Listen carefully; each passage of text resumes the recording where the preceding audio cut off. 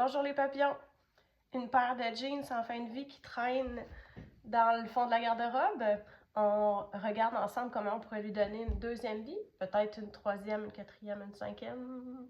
Quand on veut surcycler un vêtement, la première chose qu'on va faire, c'est observer c'est quoi la matière et choisir un projet en fonction de la matière. Ça a l'air super évident, mais il faut vraiment prendre le temps d'y penser.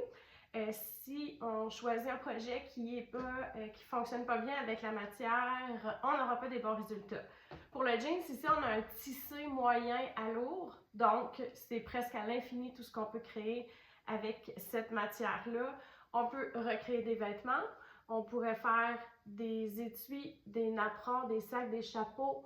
C'est une multitude de choses bien solides. On va chercher à défaire le vêtement pour en récupérer la plus grande partie possible, voire la totalité. Je te montre comment moi, je défais un jean. À moins de vouloir faire un projet avec le haut de ton jeans, il y en a qui vont se faire une jupe ou un sac avec le haut du jeans, à moins que ce soit le cas, si tu veux vraiment récupérer le plus de matière possible linéaire, on va venir découper. On doit passer, il y a toujours la petite couture de la poche ici. On va couper ici, puis on va venir couper le plus haut qu'on peut pour récupérer le plus de matière possible. Et l'autre côté, même chose, on va venir découper le plus haut possible près des poches pour récupérer le plus de matière possible en dessous. Je me retrouve donc avec les fesses, le haut et deux jambes de mon jeans. Pour ce qui est du haut, je peux venir défaire à l'aide d'un découseur mes poches et les réutiliser pour toutes sortes de choses, pour créer un vide-poche ou les appliquer sur un sac. Les étiquettes peuvent être super intéressantes. Des fois, elles sont tellement belles là, en cuir. Donc, les étiquettes peuvent être très intéressantes à récupérer.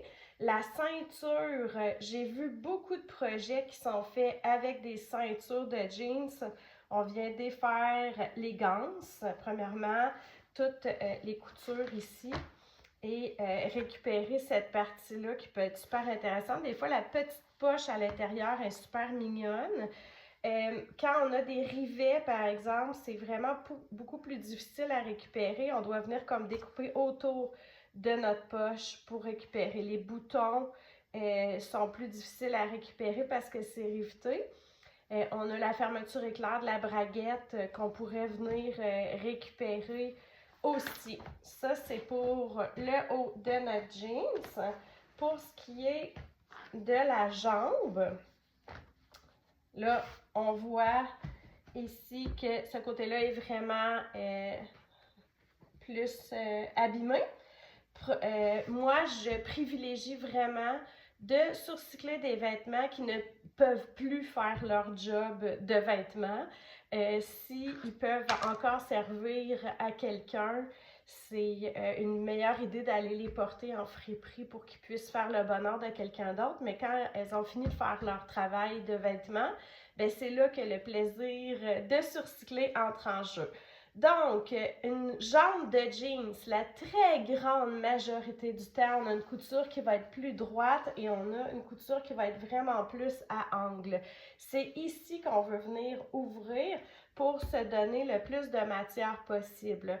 Moi, quand j'ai une couture rabattue, qui est cette couture-là qui est double, je trouve ça très, très intéressant à récupérer cette lisière-là de couture rabattue pour faire des sous-verres, des bijoux, des tapis même. Il y en a qui font des choses extraordinaires avec ça.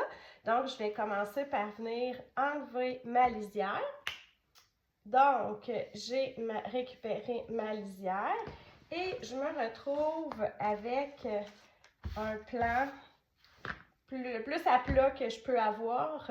Et c'est ici vraiment que je vais pouvoir récupérer un maximum de matière. Donc, je vais pouvoir découper mon patron, le patron du projet que je veux faire. Dans mon cas, c'est un sac demi-lune. Pour découper mon patron, je dois faire, comme d'habitude, super attention au droit fil. Il faut faire attention avec les jeans parce que souvent, là, il va s'en aller à angle comme ça. Donc, je dois vraiment faire attention pour pas que mon projet soit tout tordu. Normalement, mon sac demi-lune, je devrais mettre mon patron comme ça, dans le droit fil qui est comme ça. Donc, je pourrais le mettre ici et intégrer la couture du centre, ce serait joli. Mais je peux me permettre de le faire aussi dans la trame, dans l'autre sens, parce que ça va être entoilé en plus. Mais je pourrais pas venir jouer à Tetris et dire « Ah, pour économiser un maximum de tissu, je vais le mettre comme ça, mon sac va se tordre. » Si tu connais pas les notions de droit fil, je t'encourage à trouver l'information, la vidéo où je t'explique ça, parce que c'est vraiment une notion de couture qui est super importante pour que nos projets tombent bien et ne se tordent pas après les lavages. Donc, dans mon cas, c'est le patron que je veux utiliser, mais peu importe ce que tu veux faire, ben, tu viens le découper dans cette jambe-là que tu vas avoir ouverte. J'ai découpé mon morceau de patron et pour moi, c'est vraiment ici la partie la plus intéressante. Donc, je vais découper l'autre parce que j'en ai besoin d'eux dans l'autre jambe pour avoir le même type de morceau. Et pour le reste, ben, si j'avais un autre projet, je pourrais venir essayer de découper. Mais ce que je fais toujours, c'est que j'ai toujours un gabarit. Tu peux te créer un gabarit avec un carton. Moi, j'ai ce genre de gabarit-là que quand j'ai fini de découper les morceaux dont j'avais besoin puis qu'il me reste de la matière, je ne vais pas jeter tout ça parce que j'ai pas besoin du reste. Je vais venir découper ici, là, je peux le tracer avec ma craie. J'aurais pu y aller aussi au couteau rotatif, partout où la matière est encore suffisamment intéressante pour être utilisée. Je vais découper mon gabarit. Ici, ça commence à être un peu plus usé, mais c'est encore acceptable. Donc, je vais découper partout. Et ces morceaux-là, je les garde. Et peu importe ce que je surcycle, à chaque fois que j'ai fini de découper mon patron, ce qui reste, je vais découper mon gabarit. À la fin, je me ramasse avec plein de morceaux de tissu du même format, ce qui me permet de faire des courtes pointes vraiment facilement. Et on peut faire plein de choses avec ces courtes pointes-là. C'est super intéressant, ça nous permet de récupérer jusqu'au dernier petit. Une fois que j'ai fini de découper vraiment mon gabarit partout, puis qu'il reste juste des petites retailles dans ce genre-là, je les garde, je les jette pas. Je peux m'amuser à faire de la pointe folle. C'est une technique vraiment, vraiment tripante qui donne des super beaux résultats. Ça, c'est un exemple de début de sac là, que j'ai fait avec la technique de la pointe folle qui me permet de récupérer les morceaux encore plus petits.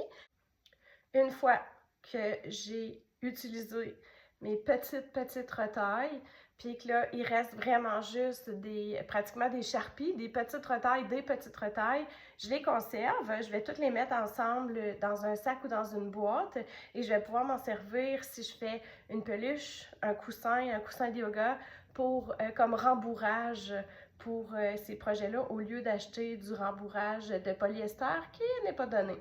Si on veut vendre nos créations, on ne peut pas vendre nos créations rembourrées avec des retailles de tissu usagé. C'est pas permis, mais si c'est pour faire un cadeau ou pour te faire un beau coussin de yoga pour toi, ben, utilise tes charpies au lieu de les jeter à la poubelle. J'espère que ça t'a plu, que ça t'a donné des idées pour ne plus jamais jeter tes vieilles jeans, puis même ramasser celles des gens autour de toi pour faire plein de belles créations. C'est vraiment une matière super intéressante à utiliser parce que une fois qu'elle a été lavée comme ça puis portée plusieurs fois, elle a déjà rétréci, elle a déjà bougé comme elle avait à bouger. Donc, on peut vraiment se fier quand on fait nos créations qu'elles vont rester intactes, qu'elle va traverser le temps. Donc, si tu penses que cette vidéo-là pourrait plaire à quelqu'un qui commence à surcycler, n'hésite pas à partager. Puis il y en a plein d'autres dans ce style-là qui s'en viennent. Abonne-toi à ma chaîne pour être sûr de ne pas en manquer. À bientôt!